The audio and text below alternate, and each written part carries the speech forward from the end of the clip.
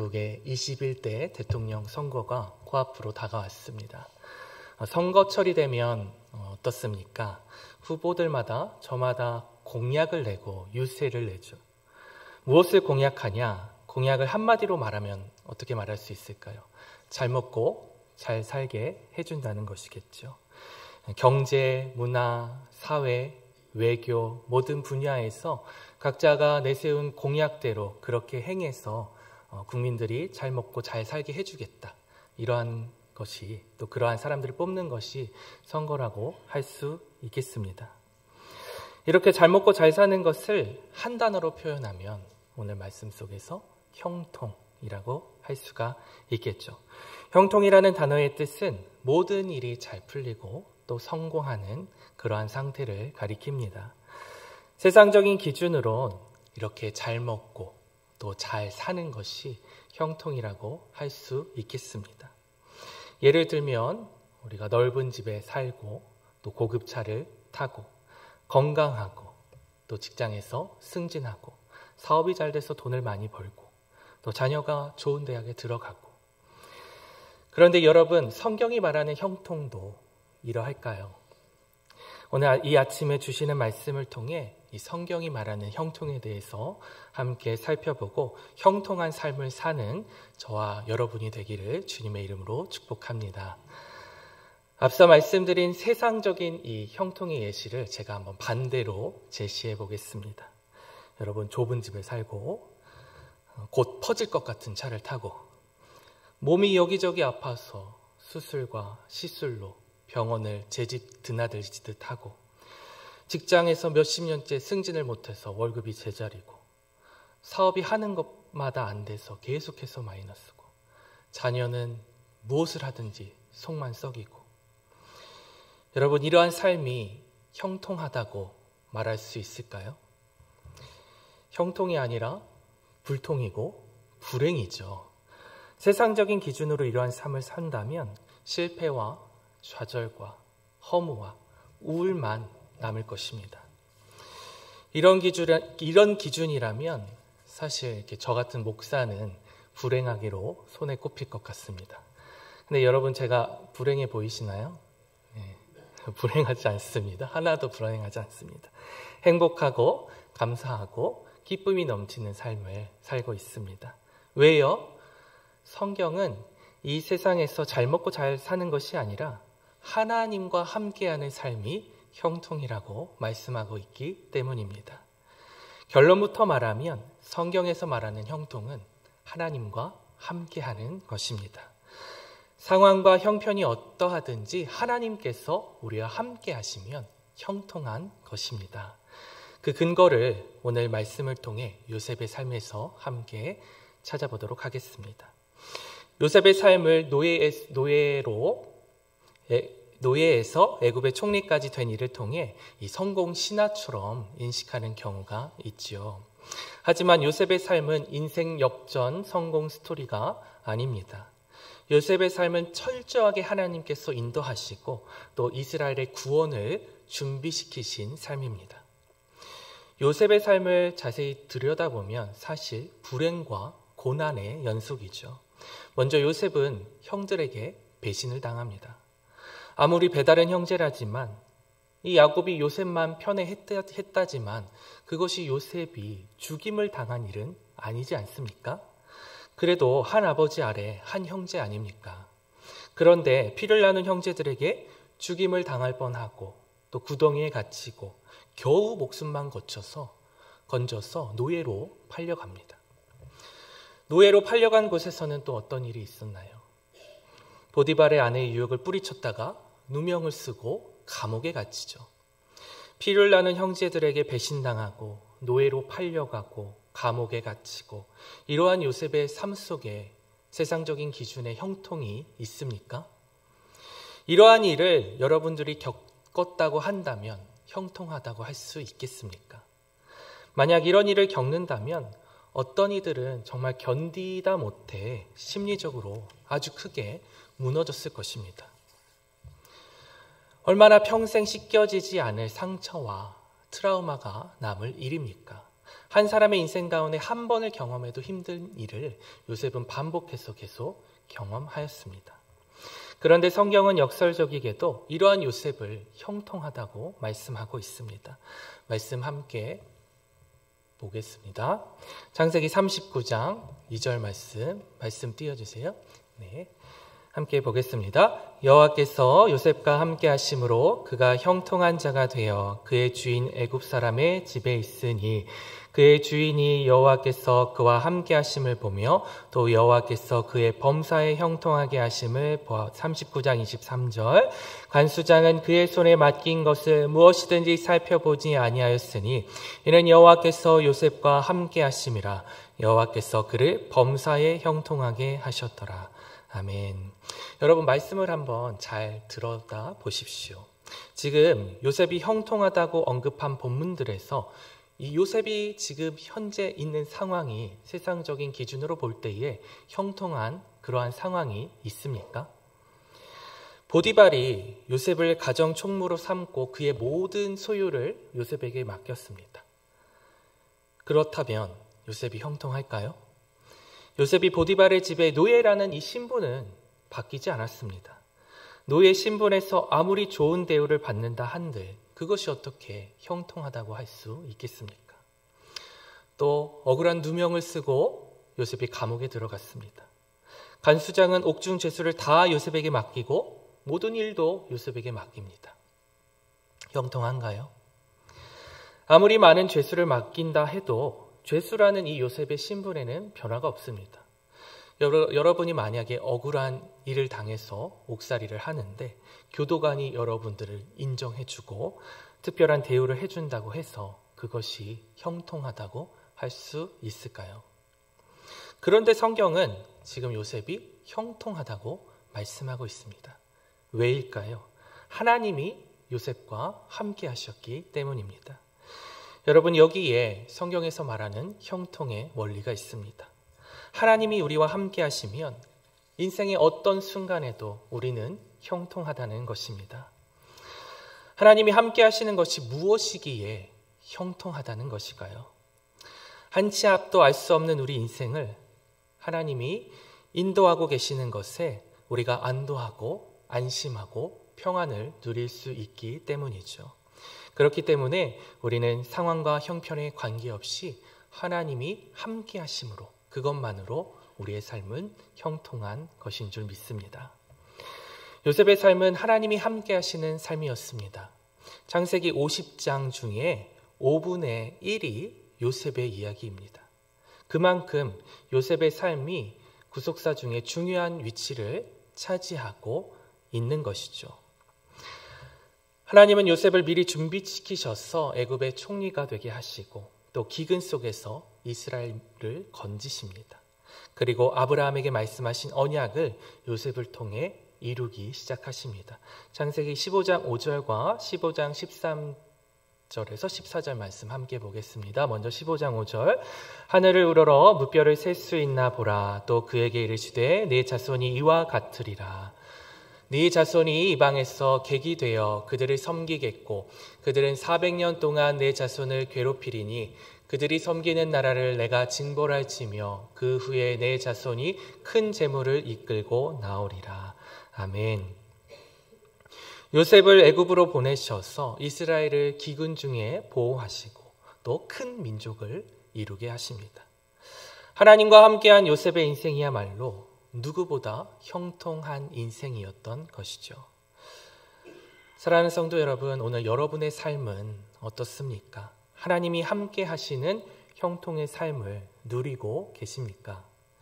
아니면 세상적인 기준으로 조금의 어려움만 눈앞에 찾아와도 불안해하고 두려워하고 원망하고 좌절하고 계십니까?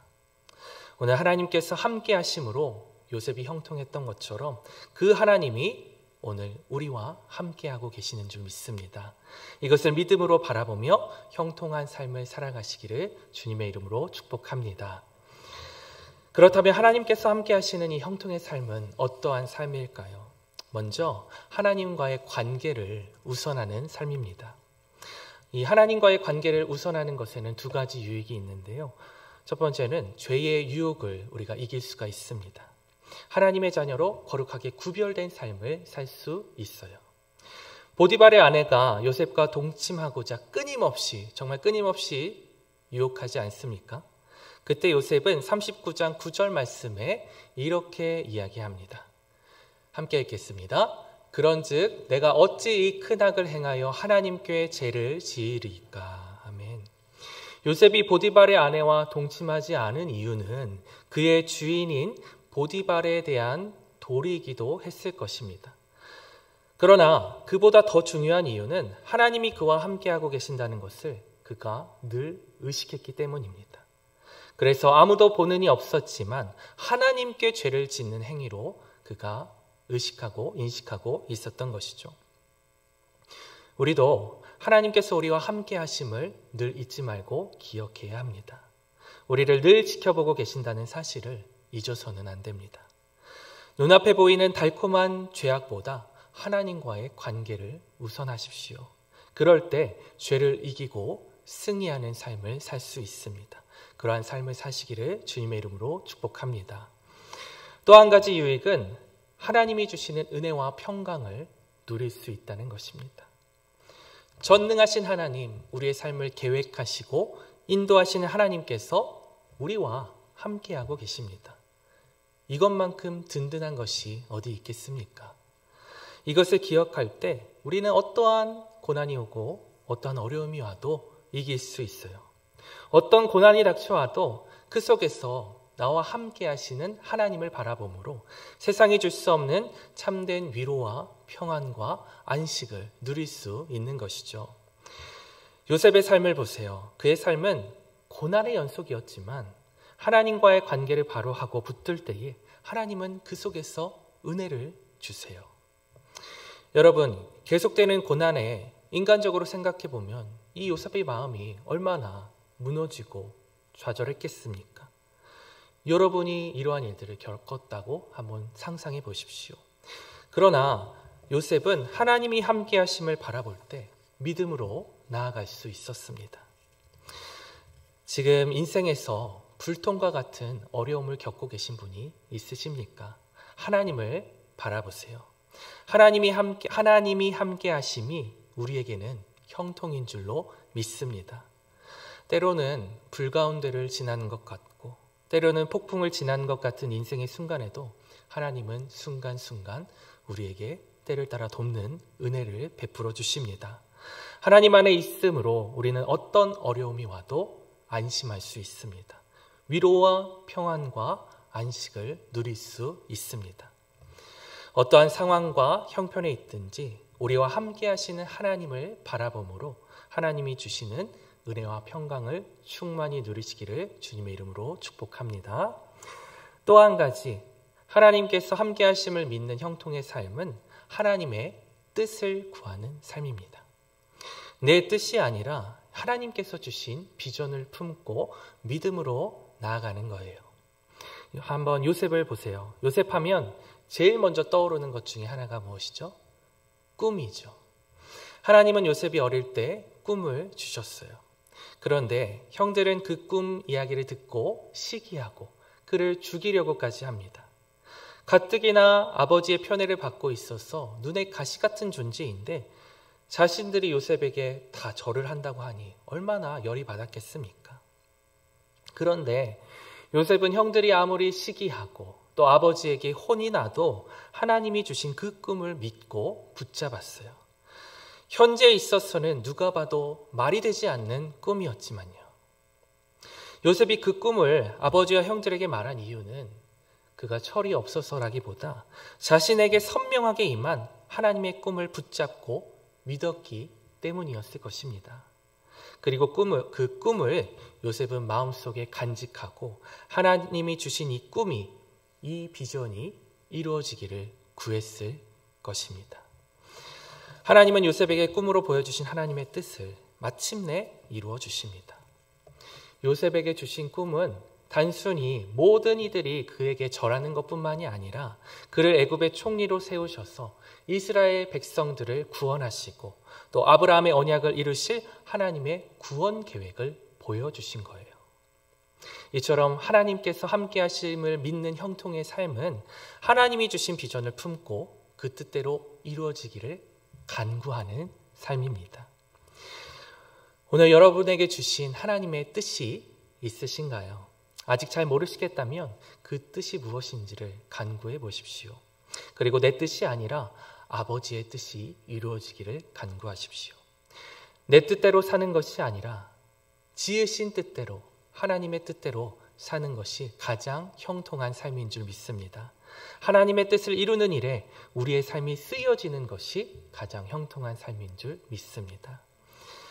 마지막으로 한 가지 나누고 싶은 것은 하나님과 함께하는 이 형통의 삶이 우리 개인뿐만이 아니라 우리 삶의 전 영역으로 확장되어 가야 한다는 것입니다. 우리의 가정이 하나님과 함께하는 형통의 삶을 누리고 계신가요?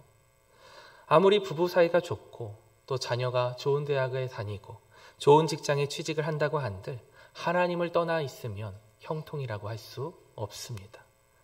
교회도 마찬가지입니다. 교회가 아무리 수적으로 부흥한다고 해도 하나님과 상관이 없다면 아무것도 아닙니다. 여러분, 이단들을 생각해 보세요. 교세가 얼마나 대단하고 돈도 얼마나 많습니까? 그런데 하나님과 상관없으면 그것은 오히려 저주인 것입니다. 그래서 우리 교회도 무엇보다 하나님과 늘 함께하고 또 하나님과 늘 동행하는 그러한 교회가 되기를 소망합니다.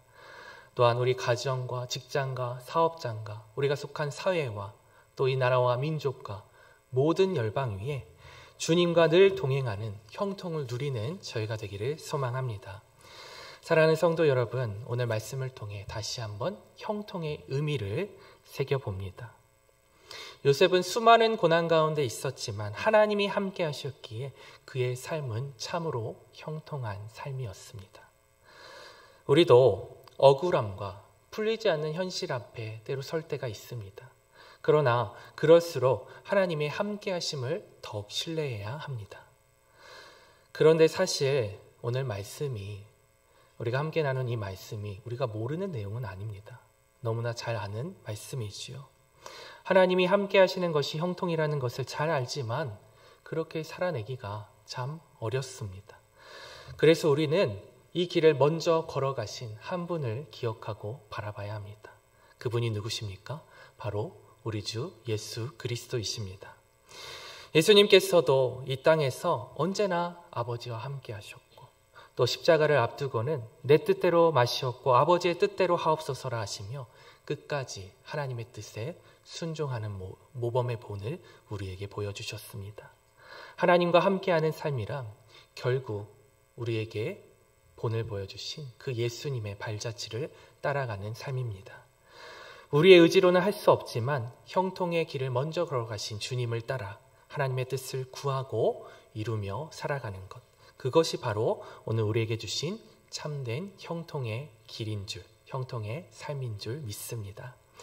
이 믿음으로 형통의 복을 누리며 하나님의 뜻을 따라 살아가는 저와 여러분들이 되시기를 주님의 이름으로 축복합니다. 지금은 우리 주 예수 그리스도의 은혜와 하나님 아버지의 무한하신 사랑과 성령의 교통하심과 위로하심과 축복하심이 오늘 하나님의 말씀대로 하나님의 함께하심이 복임을 깨닫고 죄에 민감하며 하나님의 은혜를 사모하며 하나님의 뜻대로 살고자 다짐하는 이 자리에 고개 숙인 모든 주의 백성들 머리 위에 이들의 일터와 가정과 자녀들 위에 지금부터 영원토록 함께 없이기를 간절히 축원하옵나이다. 아멘.